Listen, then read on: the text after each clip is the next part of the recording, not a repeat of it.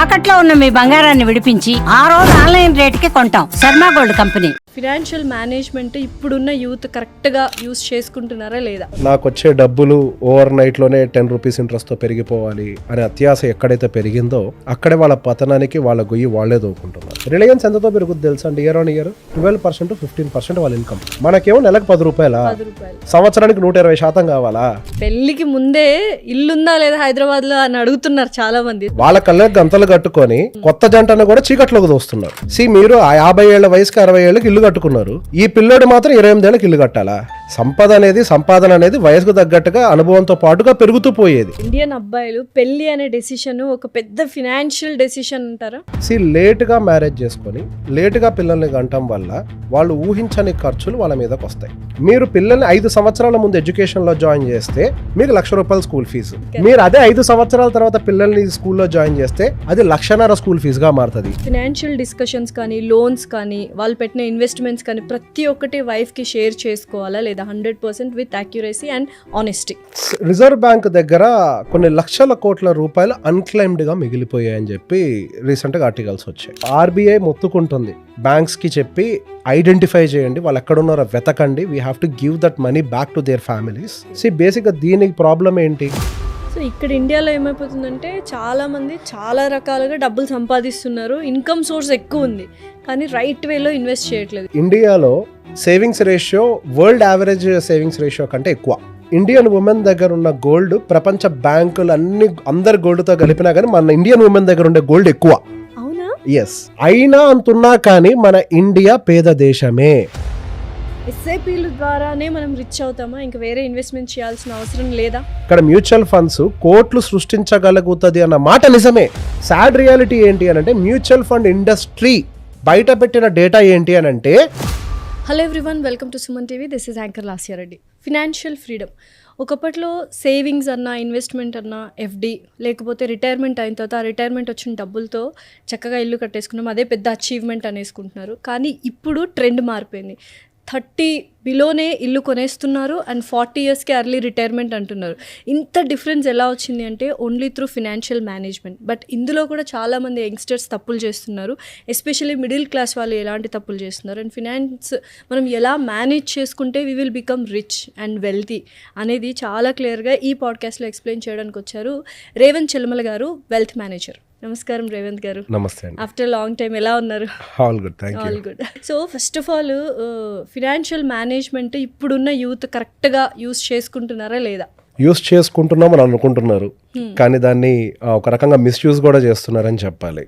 So బేసిక్గా డబ్బుకి ఆశ, అత్యాశ అని 2 ఎలిమెంట్స్ ఉంటాయి. ₹1 వడ్డీ వస్తే చాలే అనుకున్న రోజుల నుంచి నాకు నెలకి ₹10 వడ్డీ కావాలి అనే ఒక అత్యాశ చాలా మందిలో కనపడుతుంది. చాలా గ్రీడీ అయిపోయారు. ఉద్యోగం చేసుకుంటూ వచ్చే దాంట్లో నుంచి ఒక్కొక్క రూపాయి దాచిపెట్టుకుంటూ పెట్టుబడి పెడితే సంపద అనేది క్రియేట్ అవుతూ ఉంటుంది, వెల్త్ అనేది క్రియేట్ అవ్వడానికి అది దారి. అలా కాకుండా నాకు వచ్చే డబ్బులు ఓవర్ నైట్లోనే 10 రూపీస్ ఇంట్రెస్ట్తో పెరిగిపోవాలి అనే అత్యాశ ఎక్కడైతే పెరిగిందో అక్కడే వాళ్ళ పతనానికి వాళ్ళ గొయ్యి వాళ్ళే దోకుంటున్నారు. చాలా మంది ఫ్యామిలీస్ని నేను on day to day basis కలుస్తాను. కొన్ని వందల కుటుంబాలను గమనించిన తర్వాత అర్థమైంది ఏంటి అని అంటే, వాళ్ళు నేను ప్రాపర్గా నా వెల్త్ని మేనేజ్ చేసుకుంటున్నాను, నేను బాగానే ఇన్వెస్ట్ చేసుకుంటున్నాను అని అనుకుంటూనే వాళ్ళు తెలియకుండానే వాళ్ళ ₹1 కూడా ప్రాపర్గా రైట్ వే ఆఫ్ ఇన్వెస్ట్మెంట్స్ చేయకుండా 40 ఏళ్ల వయసు వచ్చిన తర్వాత ఇప్పుడు నా దగ్గర ఏమీ లేదు అన్న సిచ్యువేషన్లోకి రియలైజ్ అయ్యారు. అయితే ఇప్పుడు 40 ఇయర్స్ ఆఫ్ ఏజ్ ఉండి జీరో సేవింగ్స్ ఉంటే మళ్ళీ రిచ్ అవ్వడానికి అవకాశాలు ఉన్నాయి, సంపాదించుకోవడానికి అవకాశాలు ఉన్నాయా? ఇక్కడ ఒక సాడ్ రియాలిటీ ఏంటి అని అంటే, మనిషి జీవితం అనేది చాలా పరిమితం. గట్టిగా బతికితే 70 లేదా 80 సంవత్సరాలు లేదా 85 సంవత్సరాలు, 60 ఏళ్ళకి కూడా పోతున్నాం, 25 ఏళ్ళకి కూడా కార్డియాక్ ఏది ఎప్పుడు జరుగుద్దో తెలియదు. It is very limited. ఇందులో ఇంకా సాడ్ రియాలిటీ ఏంటి అని అంటే, వర్క్ లైఫ్ అనేది ఇంకా పరిమితం. ఇప్పుడు నా దగ్గరికి యంగ్స్టర్స్ వచ్చినప్పుడు వాళ్ళకి సహజంగా చెప్పే ఒక మాట, ఇప్పుడు చేతికి డబ్బులు వస్తున్నాయి కాబట్టి అంత రోజీగా కలర్ఫుల్గా కనపడుతూ ఉంటుంది, నేను ఏదైనా ఇన్వెస్ట్ చేయగలుగుతాను, ఏదైనా అచీవ్ చేయగలుగుతాను అనే ఆలోచనలు బాగా వస్తూ ఉంటాయి. ఆ ధైర్యం ఉండడం మంచిదే. కాకపోతే ఒక విషయం గుర్తుపెట్టుకోండి, మీ జీవితంలో ఈ సంపాదించే వయసు అనేది పరిమితం. నేను సంపాదించే ఈ జీవితం పరిమితం అని అర్థమయ్యే టైంకి మీ జీవితంలో టైం అయిపోయి ఉంటుంది అప్పటికే. ఓకే. ఈ ఐటీ జాబ్స్ చేసే వాళ్ళకి 40 ఏళ్ళు దాటింది అని అంటే ఇక ఉద్యోగాలు ఉంటాయో ఊడతాయో ఇది ఎవరికీ గ్యారంటీ లేదు.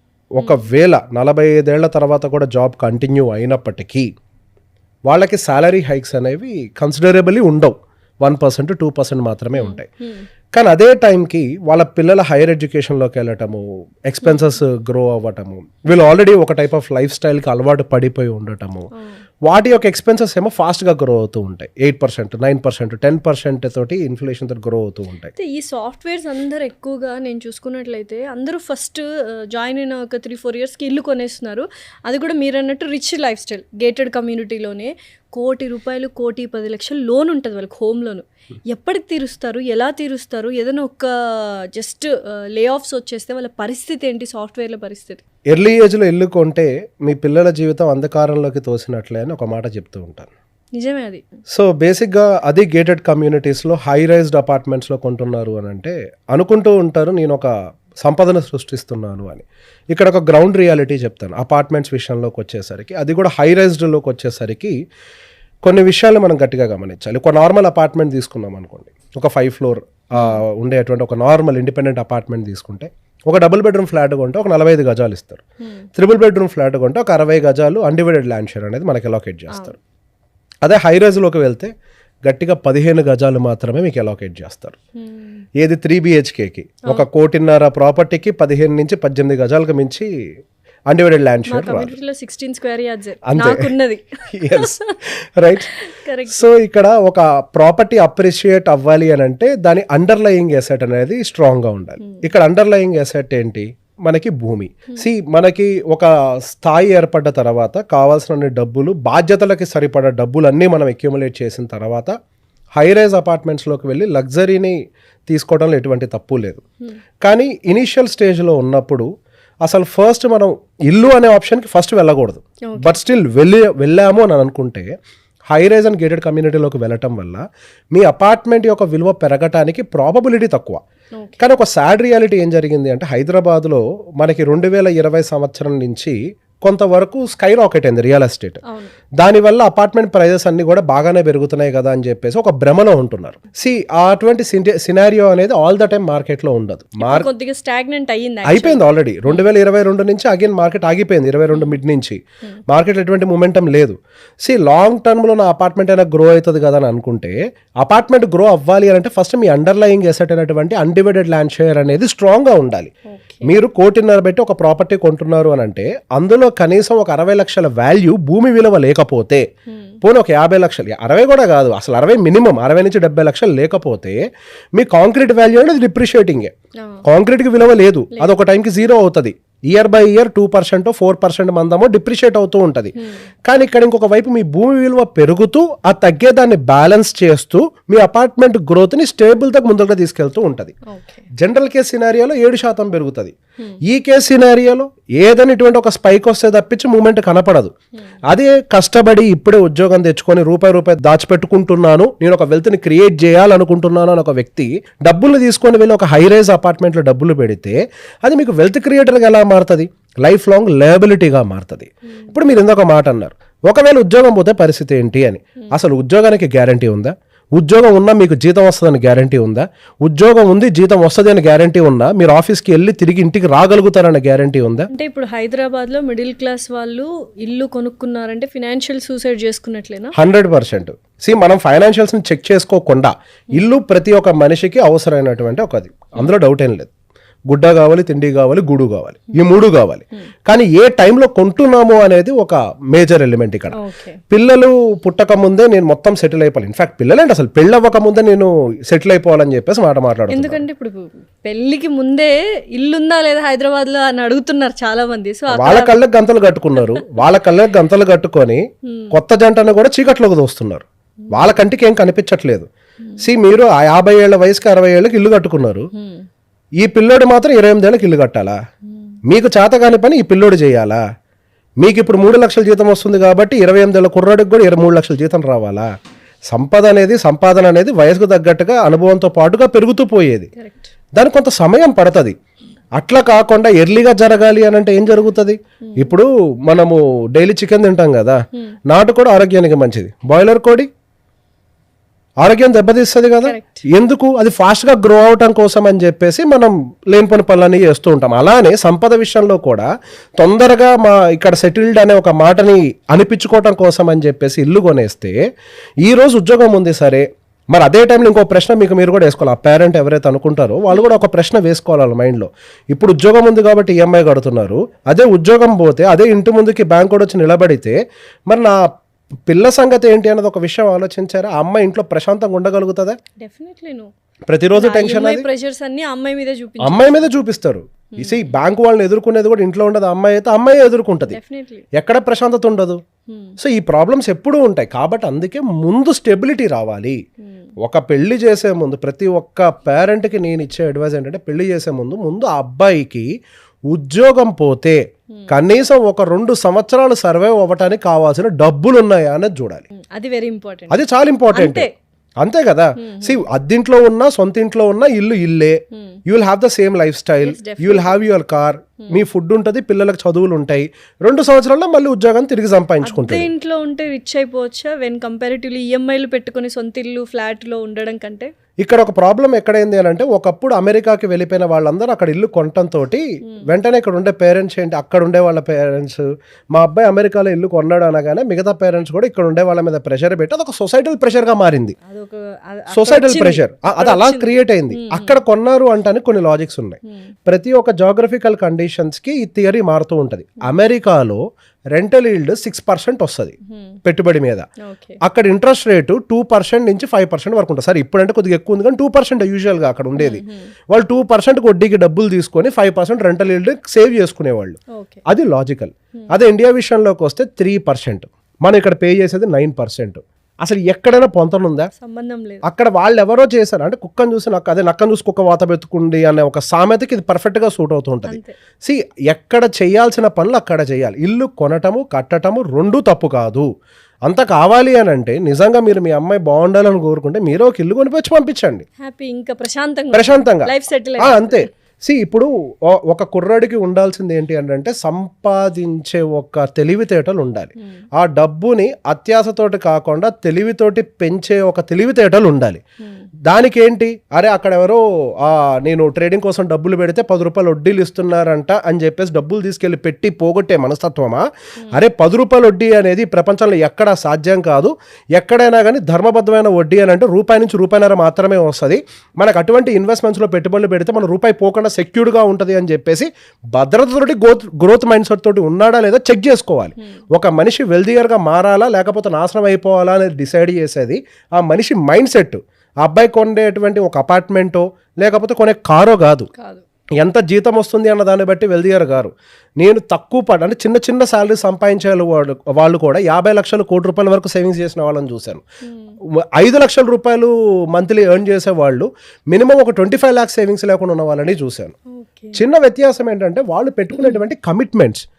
ఎండ్ ఆఫ్ ద డే వాళ్ళ పిల్లలు ఇప్పుడు 20 సంవత్సరాలు మీరు ఈఎంఐ పెట్టుకుంటారు. ఆ 20 సంవత్సరాల్లో మీ పిల్లలు కూడా పెరిగి పెద్ద అవుతారు. వాళ్ళ ఖర్చులు ఉంటాయి, ఏ రేంజ్ లో ఉంటాయి మీ ఊహలకు కూడా ఉందో. మనం చిన్నప్పుడు చదువుకున్నప్పుడు ఇంజనీరింగ్ కి గట్టిగా 4 లక్షలు అయితే ఎక్కువ. సంవత్సరానికి 4 లక్షలు, ఇప్పుడు సంవత్సరానికి ఎగ్జాక్ట్లీ సంవత్సరానికి 4 లక్షలు. ఇప్పుడు పుట్టిన పిల్లలు ఇంజనీరింగ్ వెళ్ళే టైంకి సంవత్సరానికి 40 లక్షలు ఖర్చు అవుతుంది. అయితే ఇప్పుడు ఇండియన్ మేల్స్ ఎవరైతే ఉన్నారు, ఇండియన్ అబ్బాయిలు పెళ్లి అనే డెసిషన్ ఒక పెద్ద ఫినాన్షియల్ డెసిషన్ అంటారా? 100% పెద్ద ఫైనాన్షియల్ డెసిషన్.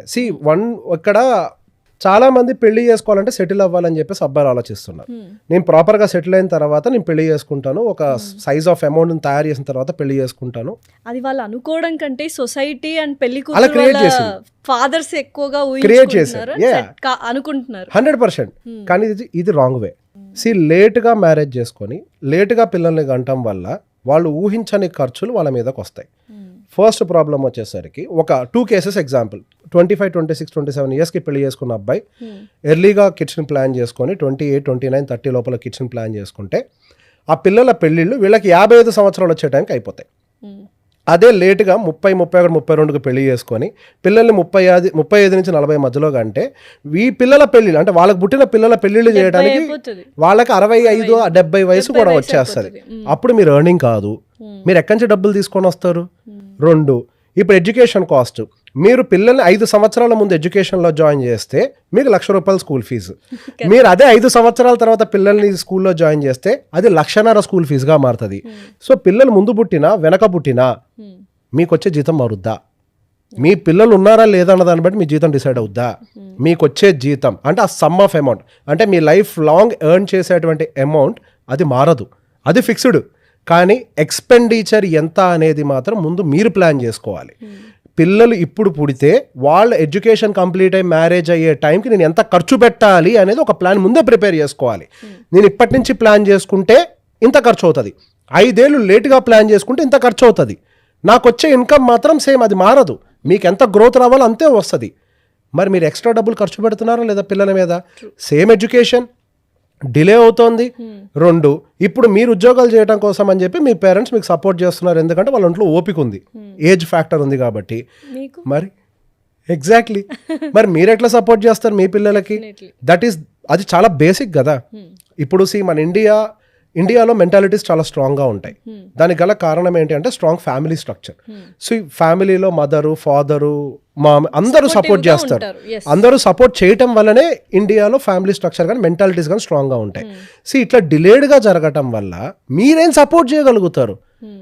వాళ్ళకి పుట్టిన పిల్లల్ని వాళ్ళు చూసుకోవాలా, ముసలోళ్ళని మిమ్మల్ని చూసుకోవాలా? వాళ్ళప్పుడు వాళ్ళకెంత ప్రెషర్ బిల్డ్ అవుతుంది?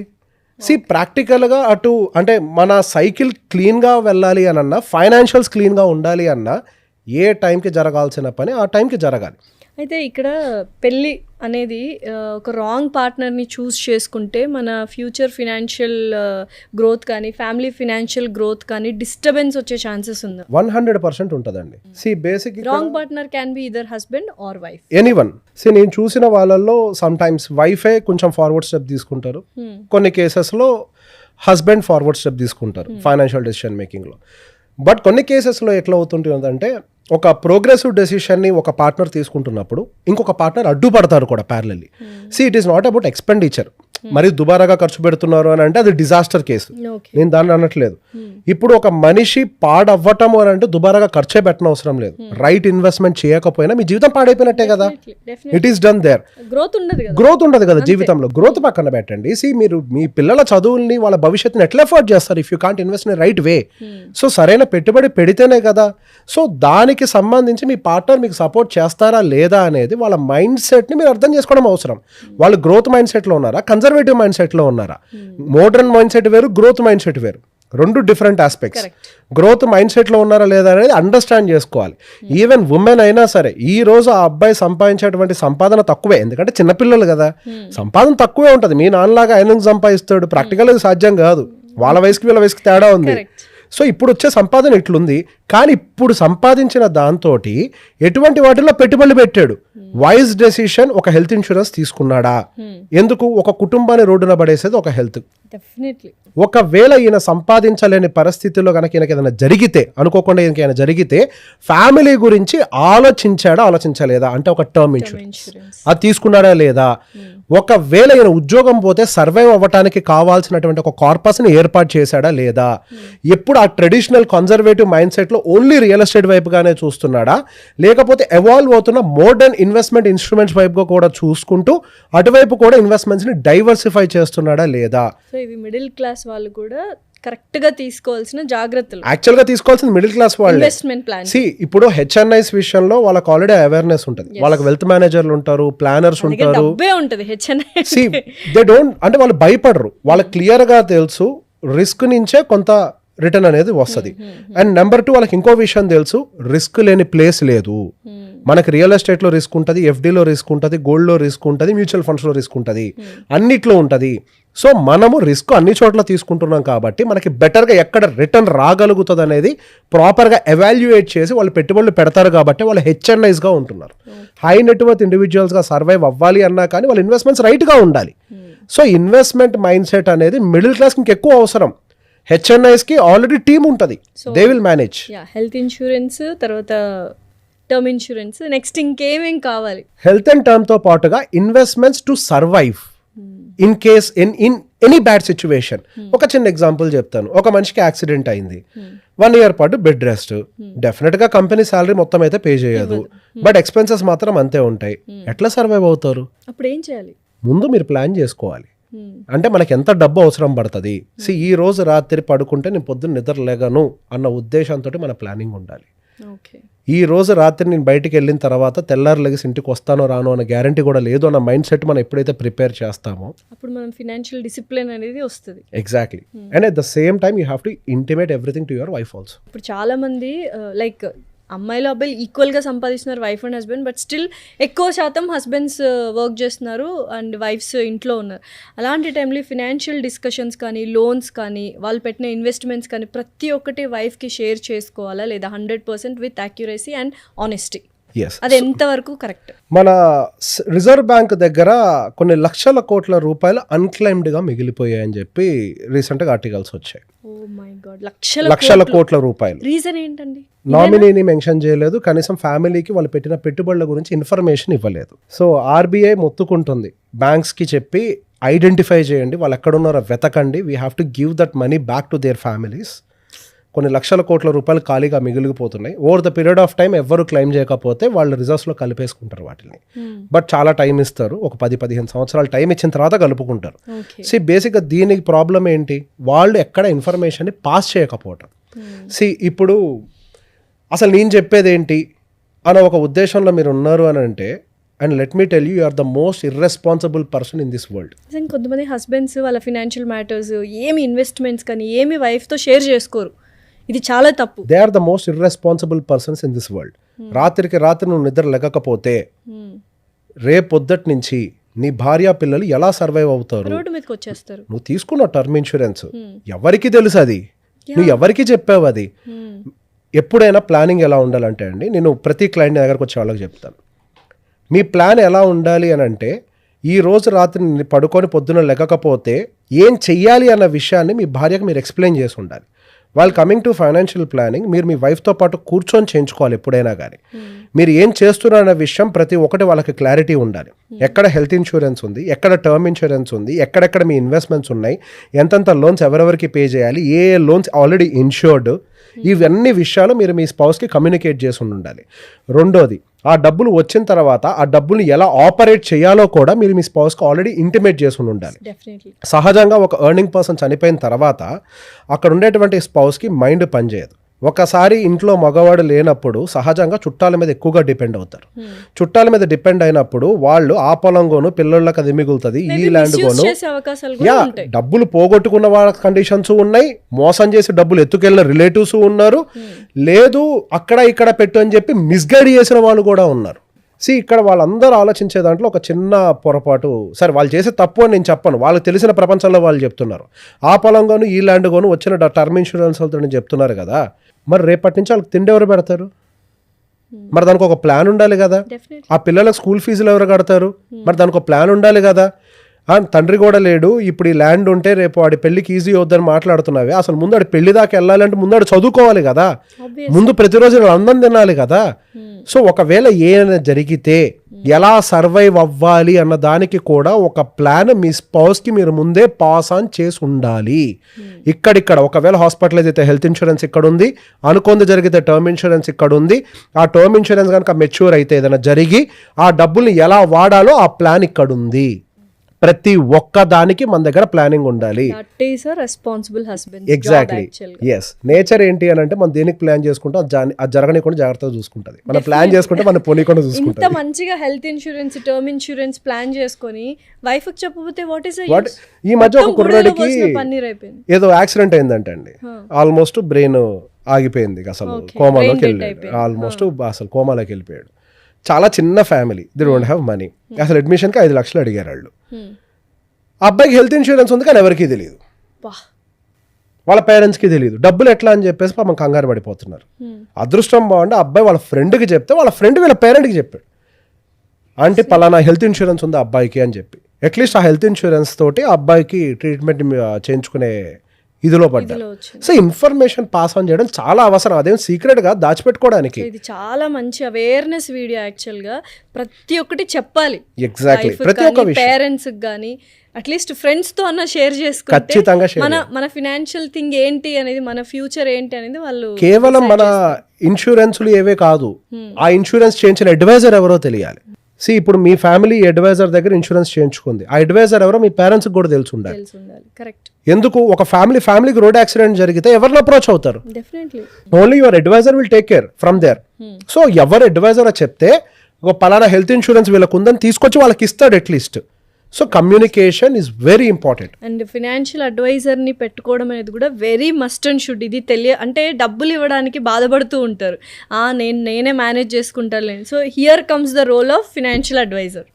ప్రాక్టికల్గా మీ డబ్బుల మీద మీకు ప్రేమ ఉంటుంది కానీ మాకెందుకు ప్రేమ ఉంటుందండి? మాకు లాజిక్ మాత్రమే ఉంటుంది. అంతే, లాజికల్గా ఇది ఎట్లా చేస్తే బెటర్ అవుతుంది అన్నది ఆలోచిస్తాం కానీ అరే ఇది నా డబ్బు అన్న ప్రేమ నాకు ఉండదు కదా. కాదు కాబట్టి మీకు ఉండదు. డాక్టర్ సొంతంగా వైద్యం చేసుకుంటాడా? యూజువల్గా డాక్టర్ ఫ్యామిలీ మెంబర్స్ కూడా చెయ్యరు because shivering emotion. yes, end of the day ప్రతి ఒక్క దానికి ఒక అడ్వైజర్ ఉంటాడు, ఒక డాక్టర్ ఉంటాడు. సో ఎవరి పని వాళ్ళు చేసుకుంటూ వెళ్ళాలి.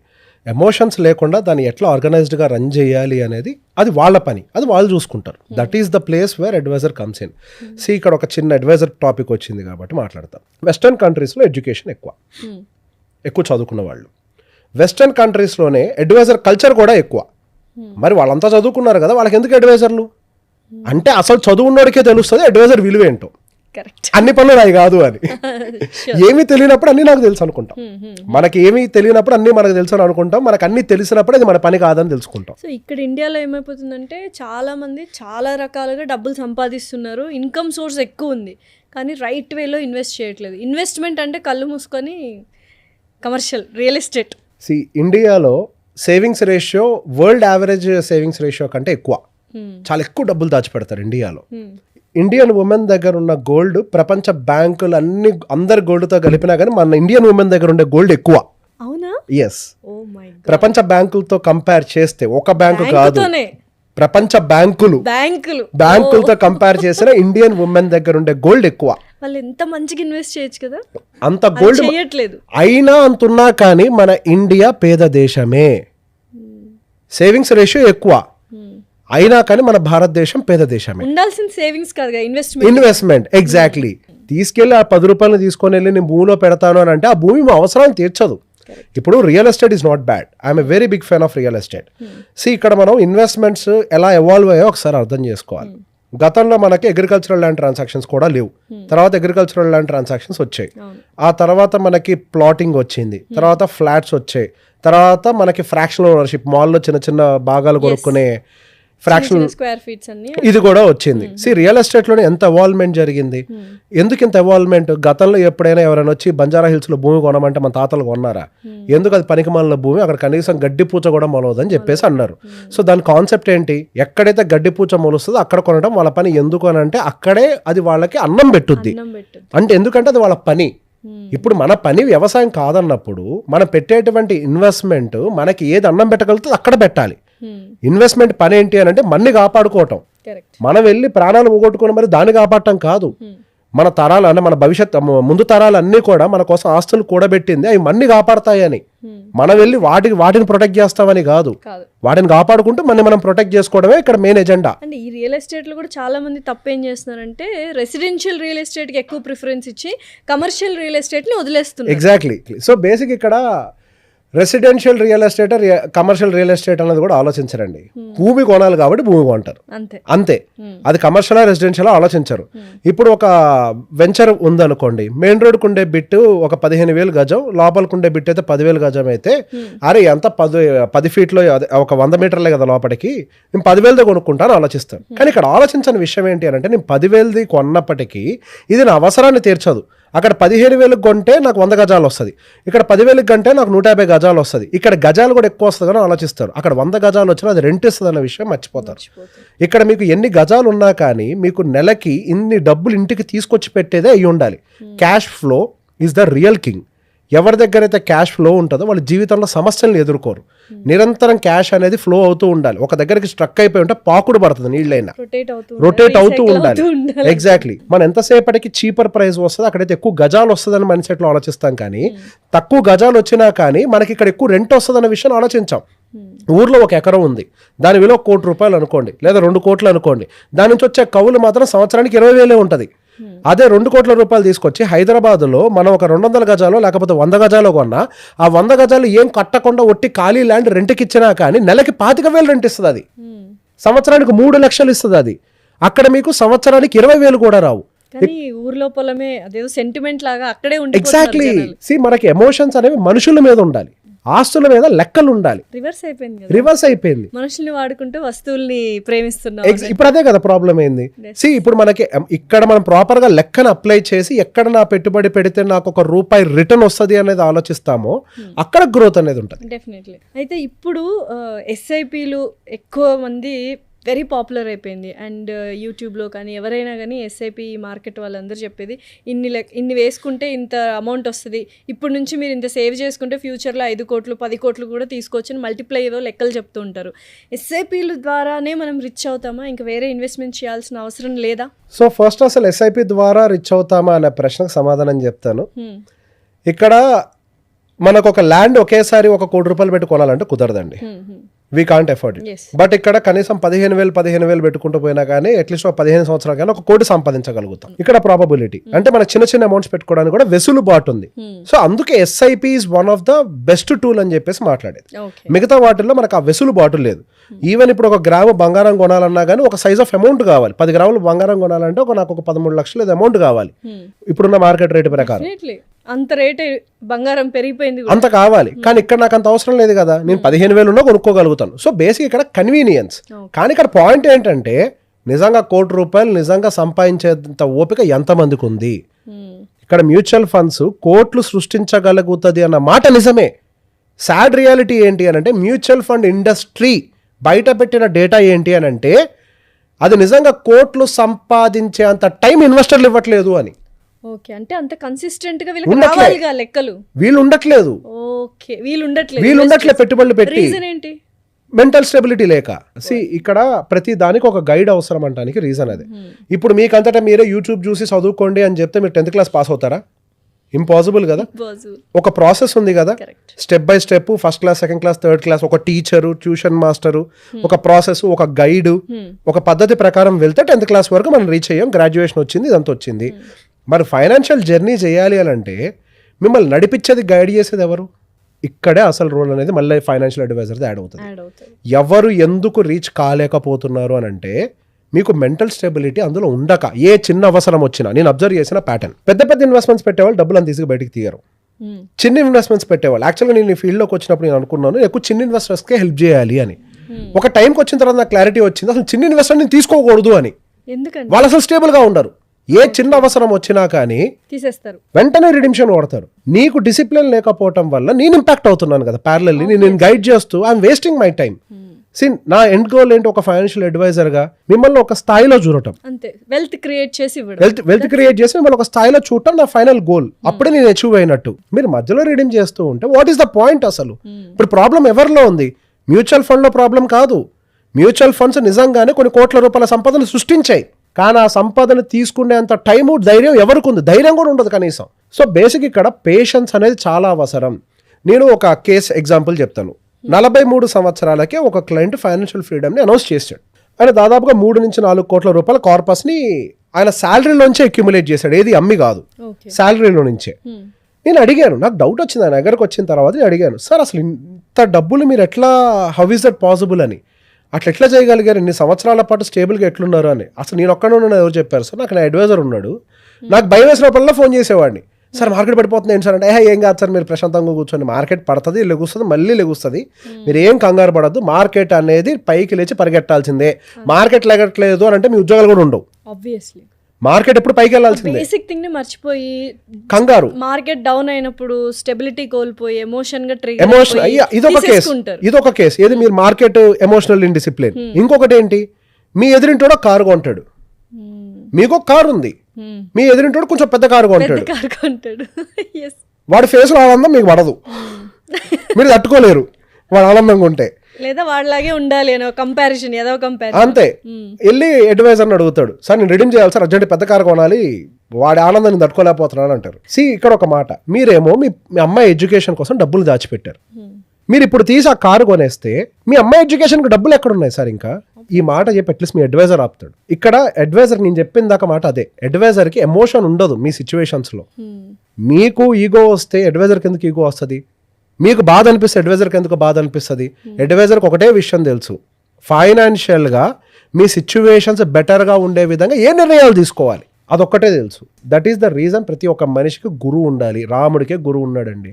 మనం ఎంత పైగా ఇప్పుడు ఇన్ని ఇన్వెస్ట్మెంట్ ప్లాన్స్, ఇన్ని ఇన్వెస్ట్మెంట్ ఐడియాస్ ఉన్నాయి, ఏవి బెస్ట్ ప్లాన్స్? ప్రతి ఒక్కరు కంపల్సరీ ఇన్వెస్ట్మెంట్ చేయాలి లైఫ్లో, మిడిల్ క్లాస్ వాళ్ళైనా రిచ్ పీపుల్ అయినా, ఇప్పుడిప్పుడే ఉద్యోగం తెచ్చుకున్న యంగ్స్టర్స్ అయినా, ఏది బెస్ట్ ప్లాన్స్ అంటారు మీరు? ఇక్కడ బెస్ట్ అంటూ ఏది ఉండదు అంటే సూటబిలిటీ ఉంటుంది. ఓకే. అంటే ఒక్కొక్క మనిషికి ఒక్కొక్కటి సూటబుల్ ప్రోడక్ట్ అని అంటాం. ఇప్పుడు ఒక ఆటో డ్రైవర్ ఉన్నాడు అనుకోండి, ఆటో డ్రైవర్ వచ్చి డైరెక్ట్గా మ్యూచువల్ ఫండ్స్లో పెట్టుబడి పెడతానంటే it may not be suitable. ఎందుకు? ఆయనకి టర్మ్ ఇన్సూరెన్స్ రాదు. ఫస్ట్ ప్రతి ఒక్క మనిషి టర్మ్ హెల్త్ లేకుండా పెట్టుబడి పెట్టద్దు అంటాం. ఫస్ట్ ఆ రెండు పెట్టుకోండి, తర్వాత ఇన్వెస్ట్మెంట్స్ గురించి ఆలోచించవచ్చు అని అంటాం. అట్లాంటి వాళ్ళకి సూటబుల్ ఏంటి? ఒక insurance policy with savings. So యూజువల్గా టర్మ్ ఇన్సూరెన్స్కి ఇన్కమ్ స్టేట్మెంట్ అడుగుతారు. ఆటో డ్రైవర్లకి, వాళ్ళకి, కూలీలకి, వాళ్ళకి ఇన్కమ్ స్టేట్మెంట్ ఉండదు కదా. అదే వాళ్ళకి సేవింగ్స్ కమ్ ఇన్సూరెన్స్ పాలసీ అనుకోండి, ఇష్యూ అయిపోతుంది. సో ఎంతో కొంత ఇన్సూరెన్స్ కూడా కవరేజ్లోకి వస్తుంది. సో కొంత ఫస్ట్ వాళ్ళకి అది ఎంత అవసరం ఐడెంటిఫై చేసి వాళ్ళు అది తీసుకోవాలి ఫస్ట్. అదే ఇంకొక పర్సన్ ఉన్నాడు, ఫుల్గా రెంటల్ ఇన్కమ్ వస్తుంది. ఫుల్గా రెంటల్ ఇన్కమ్ వస్తుంది అంటే ఫుల్గా రియల్ ఎస్టేట్ అసెట్స్ ఉన్నాయి. ఆల్రెడీ రియల్ ఎస్టేట్ అసెట్స్ ఉన్నాయి కాబట్టి he's eligible to invest in mutual funds aggressively from there. ఇంకా అసలు రియల్ ఎస్టేట్ వైపు చూడకుండా. ఇంకొక పర్సన్ ఉన్నాడు, కనీసం ఒక జాగా భూమి కూడా లేదు. ఆయన కొంత మ్యూచువల్ ఫండ్స్లో పెట్టుకుంటూ కొంత మళ్ళీ రియల్ ఎస్టేట్ కోసం పక్కకు సేవ్ చేస్తూనే ఉండాలి. ఎప్పుడైనా కానీ వెల్త్ అనేది బ్యాలెన్స్డ్ వేలో వెళ్ళాలి. రియల్ ఎస్టేట్ కావాలి, ఈక్విటీ కావాలి, గోల్డ్ కావాలి, ఫిక్స్డ్ రిటర్న్స్ కావాలి అంటే ఎఫ్డీస్ లాంటివి కావాలి. ఈ 4 ఉండాలి. ఈక్విటీకి 40% ఎలాకేట్ చేయాలి అంటే మ్యూచువల్ ఫండ్స్కి, రియల్ ఎస్టేట్కి 40% ఎలాకేట్ చేయాలి, 10% కమోడిటీకి అంటే గోల్డ్కి ఎలాకేట్ చేయాలి, 10% ఎఫ్డీస్కి ఎలాకేట్ చేయాలి. రీజన్ ఏంటి? బేసిక్గా మనకి రియల్ ఎస్టేట్ అనేది వెల్త్ క్రియేటింగ్ అసెట్స్. అందులో రిటర్న్స్ రావచ్చు, రాకపోవచ్చు. బట్ మనకి జీవితంలో ఎప్పుడైనా మధ్యలో అవసరాలు వస్తూ ఉంటాయి క్యాష్ రిలేటెడ్. దానికోసం మనం ఈక్విటీ ఎలోకేషన్, అక్కడ లిక్విడిటీ చాలా ఎక్కువగా ఉంటుంది. When ever we need we can take it out. Number 2 వచ్చేసరికి సైక్లిక్ ప్రాసెస్ లో మార్కెట్ తిరుగుతూ ఉంటుంది. ఒకసారి ఈక్విటీ రిటర్న్ ఇస్తే, ఒకసారి రియల్ ఎస్టేట్ రిటర్న్ ఇస్తుంది. సో ఓవరాల్ పోర్ట్ఫోలియో బ్యాలెన్స్డ్ గా అప్ సైడ్ మూవ్ అవుతుంది. ఈ 2 వెల్త్ క్రియేట్ చేసుకుంటూ మన అవసరాలను తీర్చడానికి ఉపయోగపడతాయి. ఎఫ్డి ఏంటంటే మీరు అన్న ఎమర్జెన్సీ కోసం. ఎమర్జెన్సీ వచ్చినప్పుడు రియల్ ఎస్టేట్ అమ్మలేం, ఒకవేళ ఈక్విటీ మార్కెట్స్ డౌన్లో ఉంటే అప్పుడు అమ్మలేం. అట్లాంటప్పుడు ఎఫ్డి పనికి వస్తుంది. ప్రపంచం అంతా స్తంభించిపోయింది, యుద్ధాలు జరుగుతున్నాయి, అప్పుడు గోల్డ్ క్రూషియల్ రోల్ ప్లే చేస్తుంది. ఎగ్జాక్ట్లీ. మరి ఇప్పుడు 1,00,000-2 లక్షలు సంపాదించే వాళ్ళు అయితే ఇవన్నీ పెట్టుకోవచ్చు. 25,000 30,000 సంపాదిస్తున్న శాలరీ ఉన్న వాళ్ళు ఎలా చేయాలి? ఇవన్నీ బ్యాలెన్స్ చేయడం కష్టం. ఫస్ట్ వాళ్ళకు ఉండేటువంటి అసెట్స్ ని రీబ్యాలెన్స్ చేయాలి. అంటే వాళ్ళకి ఏదో ఒక ఎసెట్ ఊర్లో ఉండే ఉంటుందా, 1/2 ఎకరమో లేకపోతే 1 ఎకరో ఏదో ఒక ఎసెట్స్ ఉంటాయి. అది కుదరదండి. ఇక్కడ రీసెంట్గా ఒక కేసు చూసాం. ఏదో 20,000 రూపాయలు జీతం వస్తుందంట, ప్రతి నెల 5,000 అప్పు అవుతుందంట. ఒక ఆయన వచ్చి మాట్లాడాడు, ప్రతి నెల 5,000 అప్పు అవుతుంది సార్, ఏం చేయాలో అర్థం కావట్లేదు, కానీ ఊర్లో ఒక 1/2 ఎకర్ పొలం ఉంది నాకు, దాని నుంచి ఒక 10 బస్తాలు బియ్యం వస్తుంది నాకు అని చెప్పేసి అన్నాడు. మరి ప్రతి నెల 5,000 అప్పు అవుతూ పోతూ ఉంది, ఎక్కడ లోన్ తీసుకుంటున్నారంటే యాప్స్లో తీసుకుంటున్నానండి అని అన్నారు. కట్టరు, పెరుగుద్ది. ఒక టైంకి మీ 1/2 ఎకరం భూమి కూడా పోతుంది, ఖచ్చితంగా పోతుంది. దాని బదులు కనీసం దాన్ని నమ్ముకొని హైదరాబాదులో 50 గజాలు భూమి వచ్చిన సిటీలో మీకు ఎంతో కొంత రెంట్ వస్తుంది. లేదు 50 లక్షలు తీసుకొచ్చి సిటీ మూల ఎక్కడైనా 50 లక్షలకు ఒక ఫ్లాట్ దొరుకుతుంది. హైదరాబాద్లో 15,000 రెంట్ వస్తుంది. మీ అవసరం 5,000. మీ ఆస్తి పోకుండా అట్లీస్ట్ కాపాడుకోగలుగుతారు. 50 లక్షలు తీసుకొచ్చి మ్యూచువల్ ఫండ్లో పెడితే 6% రిడీమ్షన్ చేసిన నెలకి 25,000 బయటికి తీయచ్చు. మీ అవసరం 5,000. ఇన్ని సొల్యూషన్స్ ఉన్నాయి మీ కళ్ళ ముందు, తెలియదు పాపం. ఎగ్జాక్ట్లీ, అవేర్నెస్ లేదు. అక్కడ ఏమవుతుంది, ఊర్లో పొలం అమ్మగానే వీడు హైదరాబాద్ వెళ్ళిపోయి నాశనం అయిపోయాడు అని అనుకుంటారు. నేను ఆయన అదే మాట అన్నా, అమ్ముకోవచ్చు కదా సార్ అంటే ఊర్లో వాళ్ళు వద్దంటున్నారు సార్ అని అంటే, ఆ ఊర్లో వాడిని 5,000 అప్పు కట్టమనండి. అయితే వాడు కట్టడు కదా అప్పు. ఇప్పుడు ఏం చేశాడు ఆ మనిషి? ఏమీ చేయలేదు, ఆలోచించుకుంటారు అంతే, ఆలోచించుకుంటారు. ఇది అంత ఈజీ కాదండి. ఇంట్లో భార్య ఒప్పుకోవాలి, ఆ ఊర్లో మళ్ళీ అన్న తమ్ముళ్ళు ఒప్పుకోవాలి, ఆ చుట్టుపక్కల బాబాయిలు అందరు ఒప్పుకోవాలి, బాబాయిలు పెద్దనాన్నలు, ఆ పరువు. ఏది పూర్తిగా అప్పుల పాలైపోయి ఆ పొలం అమ్ముకోవాల్సిన సిచ్యువేషన్ వచ్చినప్పుడు పరువు లేదా? ఆ సిచ్యువేషన్లోకి దిగజారకుండా ముందు మనం జాగ్రత్త పడాలి కదా. Definitely sir. మీరు బోల్డ్ ఎంతమందిని అంటే మీ క్లయింట్స్ ఉంటారు, ఒక డిజాస్టర్ కేసు ఫినాన్షియల్ మేనేజ్మెంట్ చేసుకోక అండ్ ఒక సూపర్బ్ కేసు, నాకు ఏమైనా కేస్ స్టడీ చెప్తారా డిఫరెన్స్? ఒక మనిషి కలవడానికి వచ్చారండి. ఎంత దారుణం అని అంటే అసలు నాకు ఆయన మాట్లాడుతుంటే నా కళ్ళ మీద నీళ్ళు తిరిగిపోతున్నాయి. He stable person. ఆయన ఏ ఊరు ఏ బిజినెస్ కూడా చెప్పను, బట్ కేసు చెప్తాను, అందరికి ఉపయోగపడుతుంది. ఒక బిజినెస్ చేస్తున్నాడు ఊర్లో, స్టేబుల్ ఇన్కమ్ వస్తూనే ఉంది. ఏదో ఒక ల్యాండ్ కొంటాం అని చెప్పి అప్పు చేశాడు. ఆల్రెడీ సొంత ఇల్లు అన్నీ ఉన్నాయి, ల్యాండ్ కొనడానికి అప్పు చేశాడు. అప్పు చేసిన తర్వాత అప్పును తీర్చడం కోసం అని చెప్పేసి మళ్ళీ బ్యాంకులో లోన్ తీసుకునే ప్రయత్నం చేశాడు. బయట ₹2 వడ్డీ ఎక్కువ అవుతుందని చెప్పేసి బ్యాంక్ కూడా మొత్తం వీలే కొద్దిగా ఇచ్చాడు.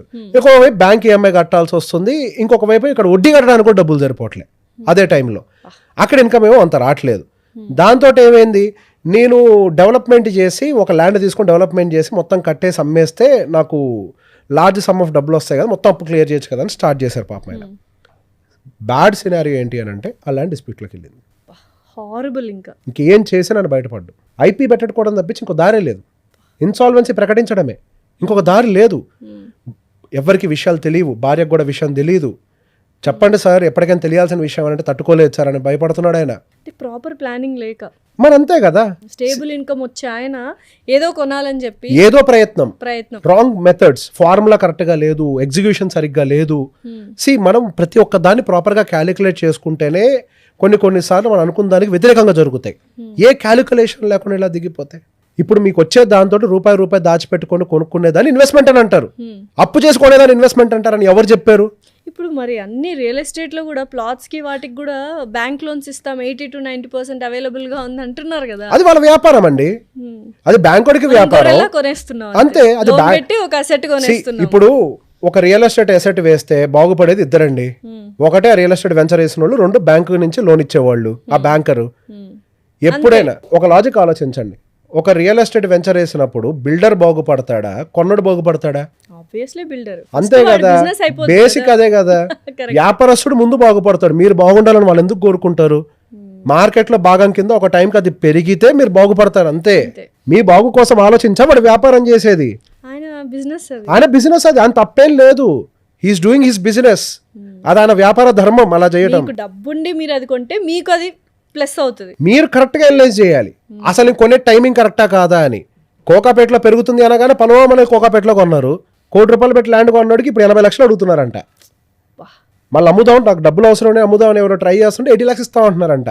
అట్లానే వేరే జిల్లాల్లో కూడా ఏదో 75 లక్షలకు ల్యాండ్ రేట్ పెరిగిందంట పెట్టుబడి పెట్టాక ఎక్కడో, మళ్ళీ అక్కడి నుంచి ప్రతి చోట అదే పరిస్థితి.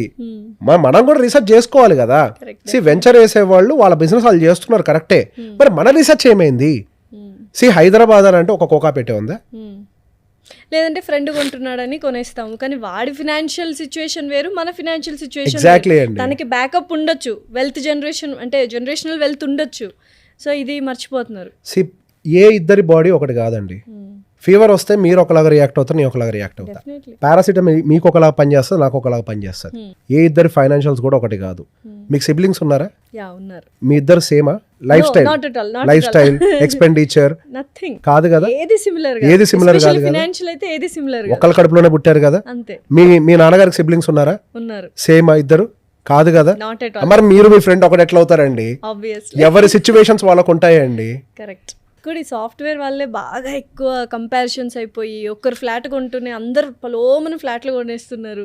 నిజంగా ప్లాట్ కొనడం బెటర్, ఫ్లాట్ కొనడం బెటర్ అంటే మళ్ళీ రియల్ ఎస్టేట్ ఎక్స్పర్ట్ని అడగాలేము. బట్ స్టిల్ ఏది కొన్నా it is not about plot or flat అండి, it is about what you need. మీకేది అవసరం? జీవితం అంటే ఇల్లేనా? సరే మీకు ఇల్లు ఉందండి, మీ అమ్మాయి ఫీజు కట్టమని చెప్పండి, ఇంటిని మీకు రోజు అన్నం పెట్టమని చెప్పండి, కట్టాలి ఈఎంఐ ఇంటికి, అంతే కదా. మరి ఇప్పుడు జీవితంలో ఇల్లు అనేది ఒక భాగం. ఫస్ట్ దీన్ని గుర్తుపెట్టుకోవాలి, ఇల్లు శాశ్వతం కాదు, ఇల్లు కూడా ఒక టైం కూల్చాల్సిందే. ఇల్లు మన జీవితంలో ఒక భాగం. మన జీవితంలో మనకి ఈ ఇల్లు అంటే మనం రిటైర్ అయ్యే లోపల చాలా బాధ్యతలు దాటుకుంటూ పోవాలి. పిల్లల ఎడ్యుకేషను, మధ్యలో వచ్చే ఎమర్జెన్సీస్, వాళ్ళ పెళ్ళిళ్ళు, వాళ్ళ సెటిల్మెంట్లు, మళ్ళీ మన కోసం మనం బతకటము కొంత, ఇన్నిట్లో ఇల్లు ఒకటి. గిల్లే అంతా అని చెప్పి ముందలకి వెళ్తే మరి వీటన్నిటిని ఎవరు చూస్తారు? సరే అండి, మీ అమ్మాయిని ఉద్యోగానికి పంపించేటప్పుడు మాకు ఒక ఇల్లు ఉంది అని చెప్పేసి అపార్ట్మెంట్ డాక్యుమెంట్స్ ఇచ్చి పంపించండి, ఉద్యోగం ఇస్తారా? ఇవ్వరు. దేనికి ఇస్తారు? తన స్కిల్ కి, టాలెంట్ కి, కదా, ఎడ్యుకేషన్ కి. మరి మీ ప్లానింగ్ దేనికి ఉండాలి? ఎడ్యుకేషన్ కి ఉండాలి. అసలు పెట్టుబడి ఏది? ఎడ్యుకేషన్. రైట్. మరి మీరు ఎక్కడ పెడుతున్నారు పెట్టుబడి? మీరు పెట్టడం తప్పు కాదు, ఎప్పుడు పెడుతున్నారు అనేది. రెండు బ్యాలెన్స్ చేసుకోవాలి. ఎగ్జాక్ట్లీ. ప్రతి దానికి ఒక టైం వస్తుందండి, ఆ టైం వచ్చినప్పుడు అది చెయ్యాలి. చదివి కాకరకాయ కేకరకాయ అవ్వకూడదు. అయితే ఒకప్పుడు జనరేషన్ అంటే తెలుసు, రిటైర్ అయిన తర్వాత డబ్బు దాచుకొని ఆ రిటైర్మెంట్ డబ్బులతో ఇల్లు కొనుక్కున్నారు. Exactly correct. అది బెస్ట్ ప్లాన్ అని మీరు చాలా సార్లు చెప్పారు మన వీడియోస్ లోనే. బట్ ఇప్పుడు ఏంటి ఎర్లీ రిటైర్మెంట్ అనుకుంటున్నారు. Is it correct plan early retirement అనేది? అసలు ముందు మన జనరేషన్ వాళ్ళు రిటైర్మెంట్కి ఎలిజిబుల్ కాదంట నేను. ఎందుకంటే 30 ఏళ్ళు 25 ఏళ్ళు లోన్ పెట్టుకుంటే ఎప్పటికీ వాళ్ళు తీర్చేది. అసలు వాళ్ళు రిటైర్మెంట్కి ఎలిజిబుల్ కాదండి. నేను ఇంతమంది ఫైనాన్షియల్స్ చూస్తూ ఉంటాను కదా, వాళ్ళందరి జీవితం చూస్తుంటే నాకు భయం అవుతుంటుంది. 40 years ఏజ్ గ్రూప్ ఉన్న వాళ్ళకి వాళ్ళ యాక్చువల్ లైఫ్ టార్గెట్స్ అచీవ్ అవ్వాలి అని అంటే పర్ మంత్ 2.5 లక్షలు SIP చేస్తే కానీ వాళ్ళ జీవితం నుంచి బయటపడరు. ఇప్పుడు చెప్పండి, వాళ్ళు నిజంగా రిటైర్మెంట్కి ఎలిజిబుల్లా? Not at all. ఎందుకు వాళ్ళకి ఆ 2.5 లక్షల టార్గెట్లు పడుతున్నాయి? లేట్గా రియలైజ్ అవటం వల్ల. నేను ఇంతటి అధ్యాయంలో నాకు అర్థమైంది ఏంటి అని అంటే, ఒక మనిషికి యాక్చువల్గా ఒక క్లారిటీ ఎప్పుడు వస్తుంది అని అంటే 40 ఏళ్ళు దాటిన తర్వాత. 40 ఏళ్లకు ముందు ఏం అర్థం కాదు. 30 బిఫోర్ నేను ఏమైనా చేయగలుగుతాను, నాకు అన్నీ తెలుసు, కంప్యూటర్ ఉంది కదా, నాకు కంప్యూటర్ వాడటం వచ్చు కదా, కంప్యూటర్ వాడటం వచ్చినప్పుడు కంప్యూటర్లో ఉండే ప్రతి పని నేను చేయగలుగుతాను అని అనుకుంటాడు. 35 ఏళ్ళు వచ్చే టైంకి ఏంటి ఏమీ కదలట్లేదని ఆలోచిస్తాడు. 40 ఏళ్ళు వచ్చే టైంకి నేను ఏమి చేయలేదని రియలైజ్ అవుతాడు. అప్పుడు మాలాంటి వాళ్ళ దగ్గరకు వచ్చి ఇప్పుడు ఏం చేయాలని అడుగుతారు. అప్పటికి చేయడానికి ఇంకేం మిగలదు. వాళ్ళు అప్పుడు ఎందుకు వస్తారు అని అంటే, వాళ్ళ సీనియర్స్ ఉంటారు కదా ఆల్రెడీ, వాళ్ళు ఇబ్బంది పట్టడం వాళ్ళు చూస్తారు కళ్ళతో, వాళ్ళ క్లారిటీ వస్తుంది. అంటే రేపు 45-50 వచ్చేటానికి నా పరిస్థితి కూడా ఇదే అని. సో అయితే 40 ఏళ్ళకు ఒకవేళ జీరో సేవింగ్స్ ఉంటే మనం ఫ్యూచర్ ఇంకా ఊహించుకోవడానికి భయంకరంగా ఉంటుంది. You can retire. ప్రతి ఒక్కళ్ళు వచ్చి I want to retire early అని అంటే you're not eligible for retirement. I'm very sorry to say. ఒక ఆయన పాపం ఎక్కడో న్యూజిలాండ్లోనో ఎక్కడో సమ్ ఆఫ్రికన్ కంట్రీస్లోనే ఎక్కడో జాబ్ ఎప్పుడో వెళ్ళిపోయాడు ఆయన. 50 ఏళ్ల వయసు, మొత్తం పెట్టుబడి రియల్ ఎస్టేట్లో పెట్టారు, సగం ల్యాండ్స్ డిస్ప్యూట్లోకి వెళ్ళినాయి. సార్ ఇక నేను తిరిగి వచ్చేద్దాం అనుకుంటున్నాను, మీ పిల్లల పరిస్థితి ఏంటంటే ఇంటర్మీడియట్ సార్, బాగా చదువుతున్నారు, బాగా ఖర్చు పెడుతున్నారు, నేను తిరిగి వచ్చేద్దాం అనుకుంటున్నాను, ఇక ఇనఫ్ ఆఫ్ ఎర్నింగ్ అని చెప్పేసి just want check with you అని చెప్పి ఫోన్ చేశారు. ఐఎమ్ వెరీ సారీ సార్, మీ 60 దాకా ఇక్కడ రావడానికి వీలు లేదు, బికాస్ మీ దగ్గర ఉన్న అసెట్స్ అన్నీ రియల్ ఎస్టేటే, అందులో సగం డిస్ప్యూట్లో ఉన్నాయి, మీకు నెలకు వచ్చేసరికి 3 నుంచి 4 లక్షలు ఖర్చు ఉంది, 3-4 లక్షల ఖర్చుని ఇండియా వస్తే ఎట్లా ఎఫోర్డ్ చేస్తారు? Exactly. See investment real estate లో పెట్టారు, బాగా పెట్టారు, చాలా డిసిప్లైన్డ్గా పెట్టారు. He's very disciplined. ఆయనకు ఎంత బాధ అనిపిస్తుంది, నేను ఇంత డిసిప్లైన్డ్గా ఫ్యామిలీకి దూరంగా ఉండి నేను నోరు కట్టుకొని నేను రియల్ ఎస్టేట్ కొని పిల్లల కోసం ఆస్తి సంపాదించాక కూడా 60 ఏళ్ల దాకా ఈ రేవంత్ నేను ఇండియాకి రావద్దన్నాడు అని ఫీల్ అయి ఉంటాడు ఆయన. కానీ రియాలిటీ ఏంటి అని అంటే ఈజ్ నాట్ ఎలిజిబుల్. ఎందుకు? డబ్బులు లేవు. క్యాష్ ఏది? రేపు ఇంజనీరింగ్కి క్యాష్ ఏది? రేపు మీరు ఇండియా వచ్చాక నెలకి 2-3 లక్షలు ఖర్చు పెట్టుకోవడానికి క్యాష్ ఏది? ఇన్కమ్ ఏమన్నా వస్తుందా? పోనీ కొనేదేమన్నా మీరు కమర్షియల్ ప్రాపర్టీలు కానీ కమర్షియల్ కాంప్లెక్స్లు కట్టి రెంట్లు వసూలు చేస్తున్నారా? సో ఫినాన్షియల్ మేనేజ్మెంట్ అనేది ఇంత ఇంపార్టెంట్, చాలా ఇంపార్టెంట్. అయితే మన ఓల్డర్ జనరేషన్ అంటే మన పేరెంట్స్ జనరేషన్ ఒక రాంగ్ అడ్వైజ్ ఇస్తూ ఉంటారు మనీ అంటే గ్రో అవ్వడానికి. ఏంటి ఆ రాంగ్ అడ్వైజ్? ఆ అడ్వైజ్ ఎందుకు తీసుకోకూడదు ఇప్పుడున్న జనరేషన్? డబ్బులు దాచుకోండి అని అంటారు. దాచుకోవడానికి మీనింగ్ ఏంటి ఎవరో చెప్పరు. ఇప్పుడు 50,000 దాచుకుంటే ఫ్యూచర్లో అది 5 రూపాయలు కూడా ఉండదు. ఇక్కడ ఒక చిన్న ప్రాబ్లం ఏంటంటే మనం చూసే మన విజన్ రేంజ్ కొంత ఉంటుంది. మనం అదే ప్రపంచం అని అనుకుంటాం, అంతకు మించి మనకేం తెలియదు. మన విజన్ రేంజ్ ఇంత అయితే ఇదే ప్రపంచం, మనకి ఇదే కరెక్ట్, మిగతాదంతా తప్పే అని అనుకుంటాం. కానీ రియాలిటీ ఏంటి అని అంటే డే బై డే ప్రతి ఒక్కటి ఎవాల్వ్ అవుతూ ఉంటుంది. పేరెంట్స్ అనుకుంటారు పిల్లలకి ఏం తెలీదు, మేము వాళ్ళని గైడ్ చేయకపోతే, వాళ్ళని ఫోర్స్ చేశాను కొన్ని పనులు చేయించకపోతే వాళ్ళ జీవితం పాడైపోతుంది అని. రీసెంట్గా ఒక కుర్రోడు వచ్చాడు, సార్ నాకు పెళ్లి చేయాలని చూస్తున్నాడు మా నాన్న, పెళ్లి చేయడానికి నా డబ్బులన్నీ తీసుకుపోయి ఇల్లు కొనమంటున్నాడు, మీ వీడియోలన్నీ విన్న తర్వాత నాకు ఒక క్లారిటీ వచ్చింది, ఇల్లు కొంటే నా జీవితం రోడ్డును పడుతుంది అని, మా నాన్నని తీసుకొస్తే మీరు చెప్పండి సార్ అని అన్నారు. నేను ఆయన కోసం వీడియో చేసి పంపించా ఏం జరుగుతుంది అన్న విషయం మీద.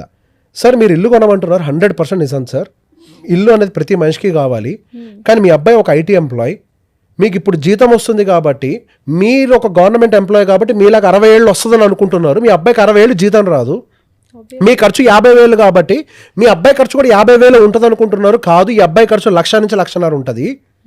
ఈ అబ్బాయి లైఫ్ ఎక్స్పెండిచర్ అనేది గోయింగ్ ఫర్దర్ మ్యారేజ్ అయిన తర్వాత ఇంకొంచెం పెరుగుతుంది, life style upgrade based on the partner ఇంకా పెరుగుతుంది, పిల్లలు పుట్టాక ఇంకా పెరుగుతుంది. ఆ అబ్బాయికి క్యాష్ అసెట్స్ కావాలి సార్. గతంలో మీ అబ్బాయిని చదివించినప్పుడు అంతంత క్యాష్ అవసరం పడలేదు సార్. మీకు గతంలో ఎఫ్డీలో డబ్బులు పెట్టుబడి పెట్టినా 13-12% వడ్డీలు వచ్చాయి. ఈ రోజు వచ్చే 6% తోటి దేనికి డబ్బులు సరిపోవండి. రేపన్న రోజు క్యాష్ నీడే ఎక్కువ ఉంటుందండి. క్యాష్ నీడ్ లేకుండా ఇక్కడ ఈ ప్రపంచంలో ఏది జరగబోదండి. ఎవరి దగ్గర క్యాష్ ఉంటుందో వాళ్ళే కింగ్ అండి. క్యాష్ రిచ్ అసెట్స్ ని బిల్డ్ చేసే విధంగా మీ అబ్బాయిని తయారు చేసుకోండి అని చెప్పి ఒక వీడియో పంపించాం. సో ఏంటా cash rich assets? It could be mutual funds. Even the beauty with the mutual funds ఏంటంటే అండి, మ్యూచువల్ ఫండ్స్ అంటే ఎంతసేపటికి మ్యూచువల్ ఫండ్స్ అంటాడని అనుకుంటారు. Mutual fund is not just equity. Mutual funds లో గోల్డ్ ఉంటుంది, మ్యూచువల్ ఫండ్స్ లో silver ఉంటుంది, mutual funds లో ఈక్విటీ ఉంటుంది, మ్యూచువల్ ఫండ్స్ లో రియల్ ఎస్టేట్ ఉంటుంది. మీరు రియల్ ఎస్టేట్ నుంచి రెంటల్ ఇన్కమ్ కావాలి అని అంటే బయట ఒక 2 కోట్ల 3 కోట్ల ప్రాపర్టీ కొనాలి. అక్కడ నేను 100 రూపాయలు పెట్టినా నాకు 6% డివిడెండ్ ఇస్తారు. సూపర్. నాకు రెంటల్ ఇల్లు వస్తుంది, హ్యాపీ కదా. అంటే మన స్తోమతకు తగ్గట్టుగా we can build. So we have opportunities. Mutual fund word అర్థం చేసుకోండి. మ్యూచువల్ గా గ్రూప్ ఆఫ్ పీపుల్ ఒక దగ్గరకు వచ్చి ఒక ఫండ్ని క్రియేట్ చేసి దాన్ని మ్యూచువల్ ఫండ్ అంటారు. అది ఈక్విటీయా, రియల్ ఎస్టేటా, గోల్డా కాదు. అందులో అన్నీ ఉన్నాయి, మీరు ఎందులోనే పెట్టచ్చు. అందులో ఎఫ్డీస్ ఉంటాయి, అంటే బాండ్స్ ఉంటాయి, అన్నీ ఉన్నాయి. Mutual fund is a combination of all asset classes. ఒక చిన్న తేడా ఏంటంటే ఫిజికల్ ట్రాన్సాక్షన్ చేసినప్పుడు రియల్ ఎస్టేట్ లో you can't sell it immediately. ఇక్కడ లిక్విడిటీ ఈజీగా దొరుకుతుంది. సో ఇప్పుడు మనం రియల్ గా రియల్ ఎస్టేట్ కొంటున్నప్పుడు ఫిజికల్ గా మీరు బయర్ ని సెల్లర్ ని ఫిజికల్ గా ఐడెంటిఫై చేయాలి. అదే మ్యూచువల్ ఫండ్ లో ఉందనుకోండి, ప్రపంచవ్యాప్తంగా ఉండే ప్రతి ఒక్కళ్ళు ఇన్వెస్ట్మెంట్స్ పెడుతూ ఉంటారు, తీస్తూ ఉంటారు. అంటే బయర్ సెల్లర్స్ ఉంటారు కాబట్టి లిక్విడిటీ అవైలబిలిటీ ఎక్కువ, ఈజీ ట్రాన్సాక్షన్ జరుగుతుంది. కొన్ని కోట్ల మంది పార్టిసిపేట్ చేస్తారు. ఇప్పుడు మీరు ఒక ల్యాండ్ని సేల్కి పెడితే 10 మందో 20 మందో 100 మందో లిమిట్. ఆన్లైన్లో అదే మ్యూచువల్ ఫండ్స్లో అది ఓపెన్ ఆర్డర్ అవుతుంది. సో మీకు ఈజీ లిక్విడిటీ దొరుకుతుంది. మీకు అవతల అవసరం ఉండి అమ్ముతున్నారా లేకపోతే మీరు జస్ట్ అట్లా అమ్ముతున్నారా అనేది చూడరు. ఇక్కడ అవసరం ఉండి అమ్ముతున్నారు అని అంటే తక్కువ ఇస్తారంటారు డబ్బులు. అక్కడ అట్లా ఉండదు కదా. లైవ్ మార్కెట్ ప్రైస్, మ్యానిపులేషన్ తక్కువ, సెక్యూరిటీ ఎక్కువ. So mutual funds is for everything, not just equity. Sir, you being a financial manager and wealth manager, financial adviser, bold అంత నాలెడ్జ్, అంటే చాలా మంది క్లయింట్స్ చూస్తుంటారు. మీ 20s లో మీరు చేసిన ఫినాన్షియల్ మిస్టేక్ ఏంటి, అది రిపీట్ చేయకుండా ఉండడానికి 20s వాళ్ళకి ఇచ్చే అడ్వైజ్ ఏంటి? ఇంత గట్టిగా ఇల్లు వద్దు వద్దు అంటున్నానంటే ఆ తప్పు నేను చేయకుండా అని చెప్పను.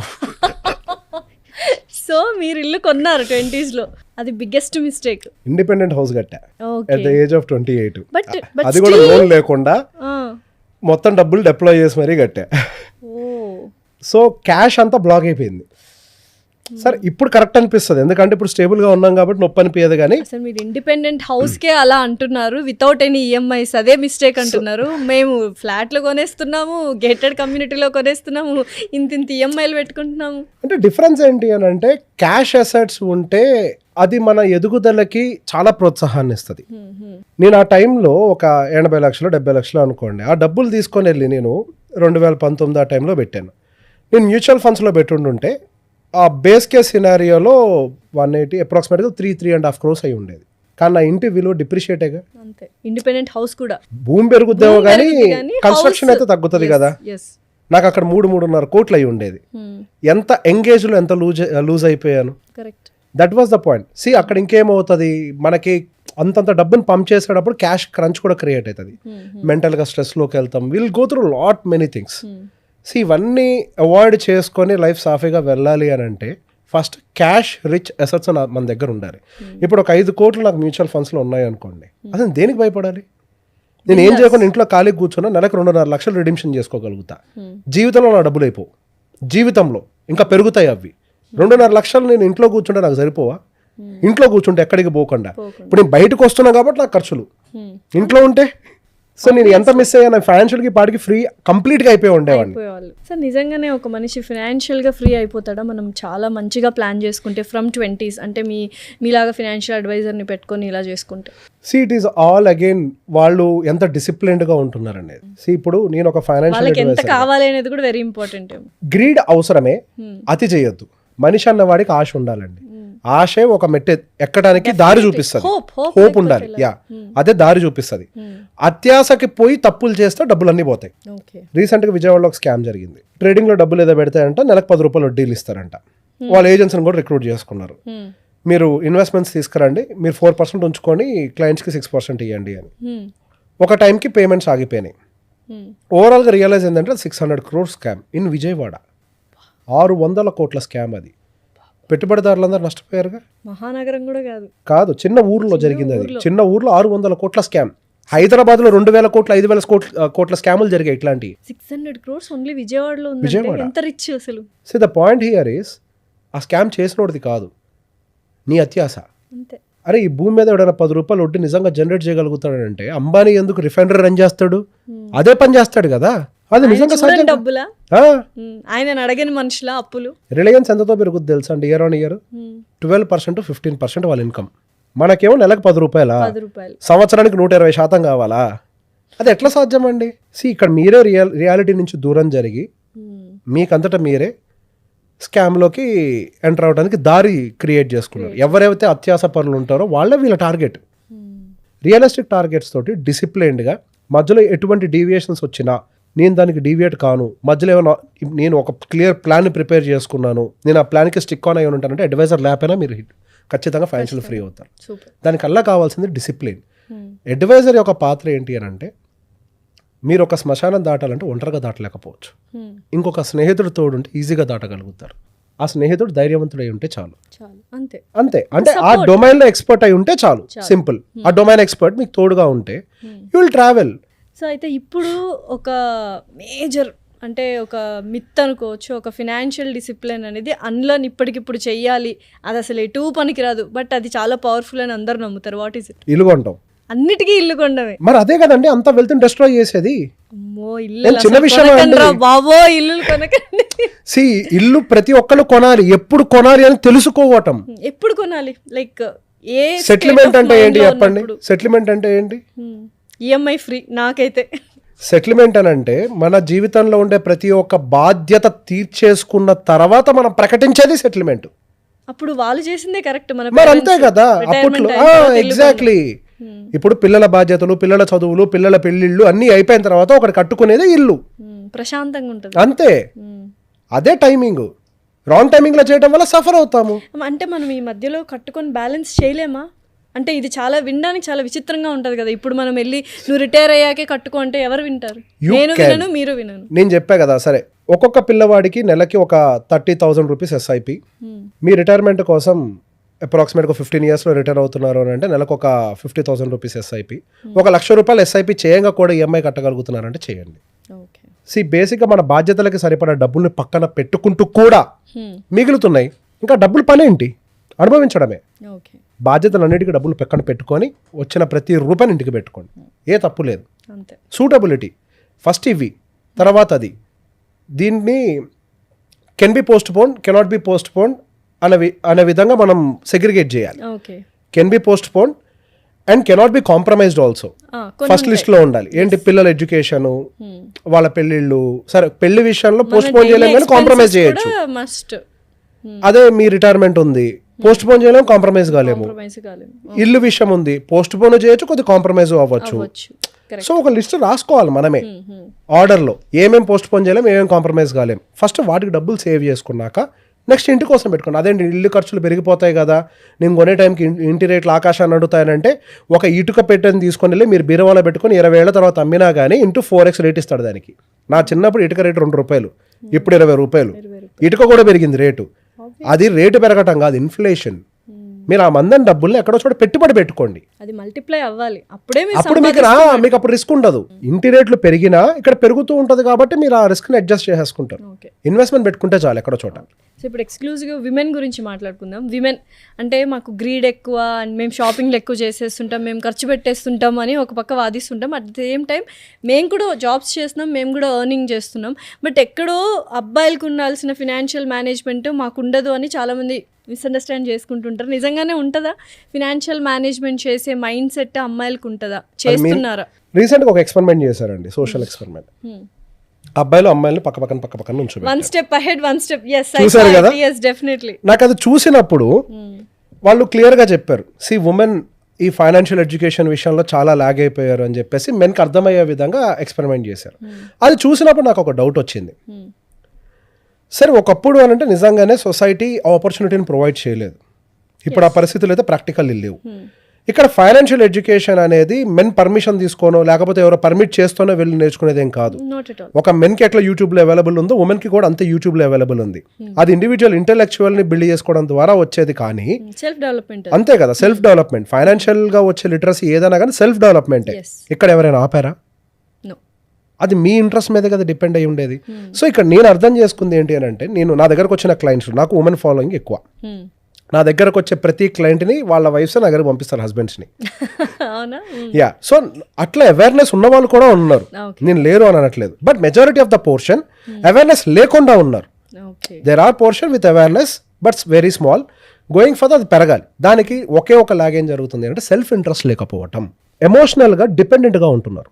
ఎమోషనల్ డిపెండెన్సీ దానికి కారణం అవుతుంది.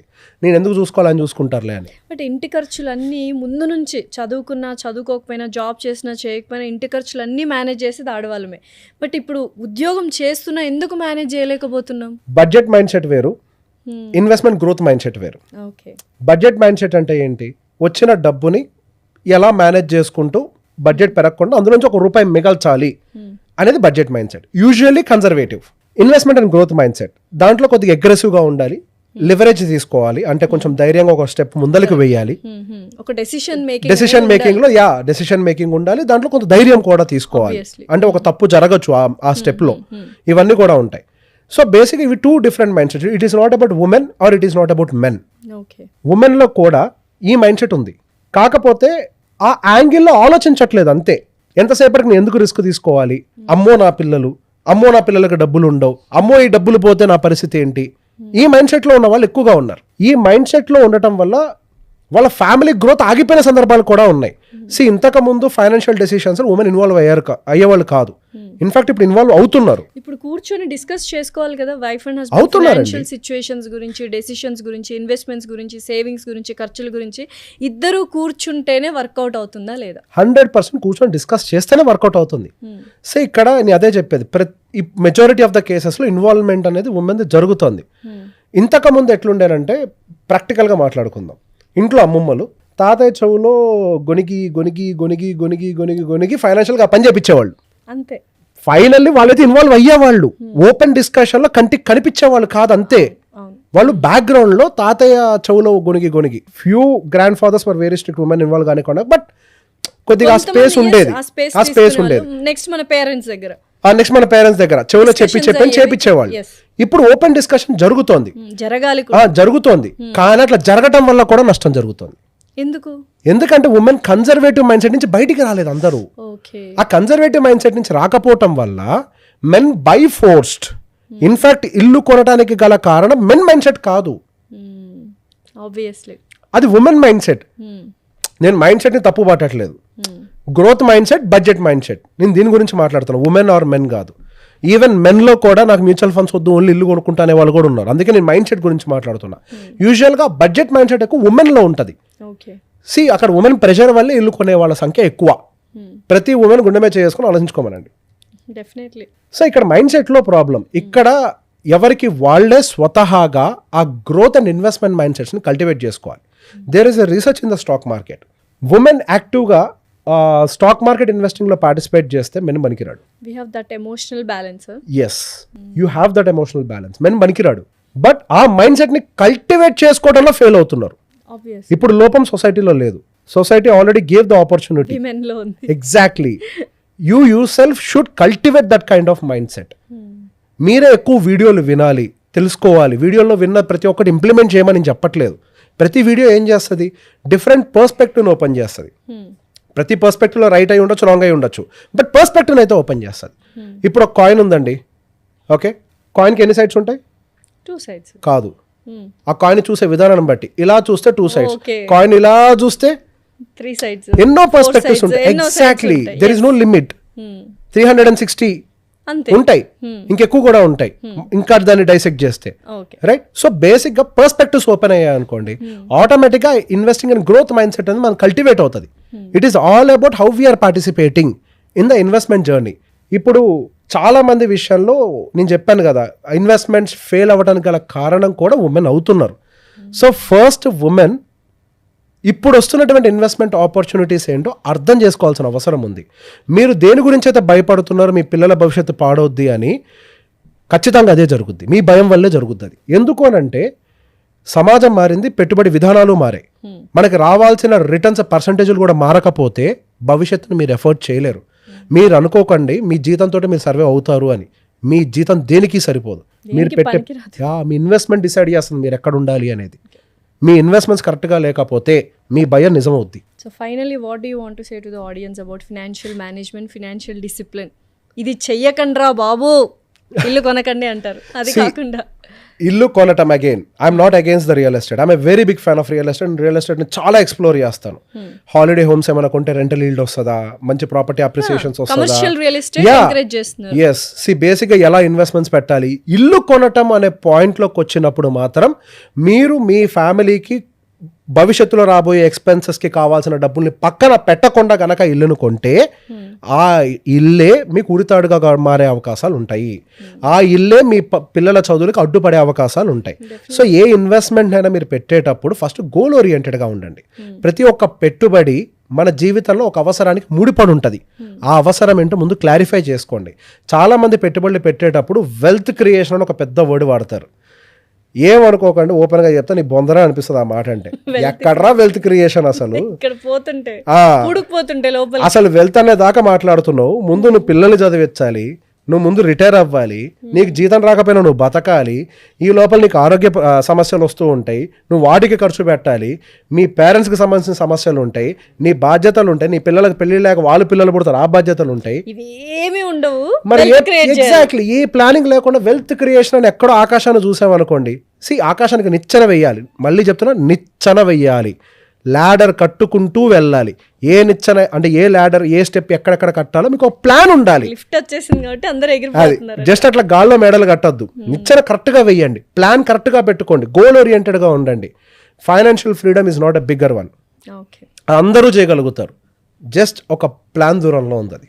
Thank you so much Revanth garu. It's an eye opening podcast. యాక్చువల్గా ఫినాన్షియల్గా ఫ్రీడమ్ ఉండాలి అండ్ ఫినాన్షియల్ డిసిప్లిన్ ఉండాలి అని చాలామందికి ఫుల్ పాడ్కాస్ట్ చూస్తే డెఫినెట్లీ అర్థమవుతుంది. థ్యాంక్స్ ఫర్ కమింగ్ అండి. Most welcome.